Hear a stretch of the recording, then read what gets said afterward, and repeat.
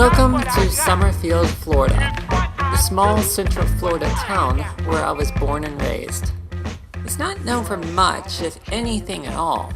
However, if you look closely, you can find the surreal beauty all around, such as how the sunbeams pierce Spanish moss on a 200-year-old oak tree, painting the landscape with an awesome palette of golden yellows and vibrant oranges. Now, while I could do several episodes on the unique aspects of my hometown, this week we are going to focus on this guy, Tom Natalino, or as we like to call him, Nat.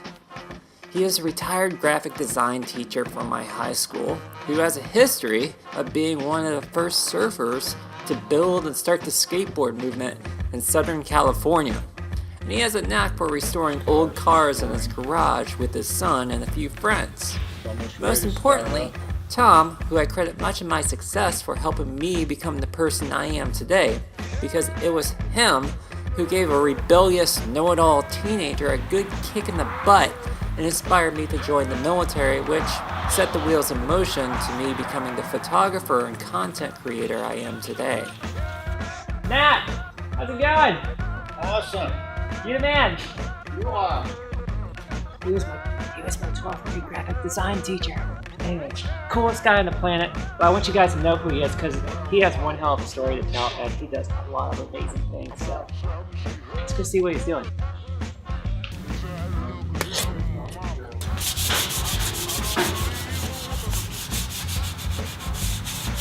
want to soften it just a little bit. I'm very nostalgic. Some people are, some aren't. It fulfills me very much. I love old stuff and fixing it and learning about it and having it hanging around the shop. I love going back to where I grew up and cruising the neighborhood and seeing old friends and old places I used to go to. I just love it. All along I was interested in doing cars when I was teaching school. I did it kind of part-time, and then I retired. I went more full-time with it. So now I moved from a little shop right across the area over there to this bigger shop, and we pretty much got it full, and we have little projects we do, and we keep pretty busy. So I kind of look all around the shop, and I see skateboards, helmets over here, steering wheels, and I just see one extraordinary life, one extraordinary human being who has tons and tons of stories. So you started in California, right? Yes. I grew up in Buffalo, and then I moved to Hollywood, Florida with my mom. Went to Florida State, then I moved out to California with several friends of mine, Billy Stewart, Tom Survey, and hung out there for 10 years. Came back to Florida a couple of times, met my wife, Colleen, which I love very much, and I brought her out to California with me. And we were out there for 10 years, and we moved back to Canada here to kind of slow down and get into the family life more. All right. While I was out there, I had an antique boat business for a little while in Newport Beach. We stored several boats in Step, Mass, and did where I had a little shop down next to the crab cooker. And then I built some homes while I was out there, $1 million house up in Mendocino and one in Valley Center. And then I had a skateboard business. I had that for 5 years. I had a skateboard business in San Clemente, California for about 5 years. And then that's when I sold that and decided to move back out here. So you gotta be somebody who's just always motivated, always passionate, always doing something. What drives you? Honestly, the Lord has blessed me, and I don't know what it is. I've had great influences in my life. I had my grandfather, who was a big influence, my mom, our friend George James, Haas Wagner, and those people that the Lord put in front of me actually made me the person I am. I was highly motivated, just like Erika. I'm so stoked that I met this young lady when she was in high school, and she was the same way. She was like one of my leaders there, knew all about computers before computers were even that popular, and made us an award-winning program, and she's continued to be that way in every little project. She went to Art Institute of Fort Lauderdale, and she went to Full Sail, and she went into service, and now she's famous up in New York, and that's just the lifestyle and the motivation that you have to get to the different points in life you're going to be. But she's also had mentors in front of her that helped her through the way, just like I did. I think we're both highly motivated. That was a good thing to say there. And I am blessed that, I don't know why I'm like that. The Lord blessed me with it, and I guess got put in front of the right people. And students like this have lifted me up and made me a better person. And especially now that I'm retired, when they come back, just love it.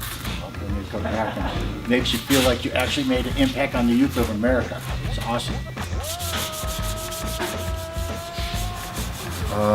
You got to put yourself around the right people.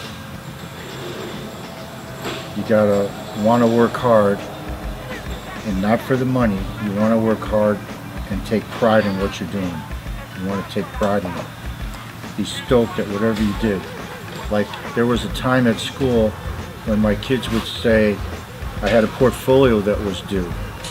And I would say, here's the things due on the portfolio for this grading period. And I said, if you can't be good at this, then you're going to have to be good at this. And it was, do you want fries with that? Because if you're not going to work a little bit hard and have a good portfolio, you're probably going to end up working at McDonald's. But if you're going to work at McDonald's, be the best. I told them, always be the best. Be the best guy at handing out the French fries. Be the best cook. Just be the best person that's there. And that's how you start your life going on the right track, is whatever you're doing, you do it for the best. You don't really worry about, I'm not getting paid enough, so-and-so's getting more. You just do the best you can and be proud about it. I love you, Bob. That's awesome.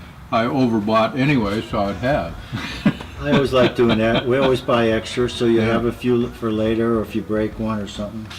I think basically teaching fulfills me as a person, makes me feel like I have meaning in life, making a small impact on the youth of America, and it just is the most fulfilling, wonderful feeling, and especially now when my students come back, like Erika, after several years of not seeing them, and they still have this little respect for you because you were a small part in their life. Is the most awesome thing, and they actually pay you for it.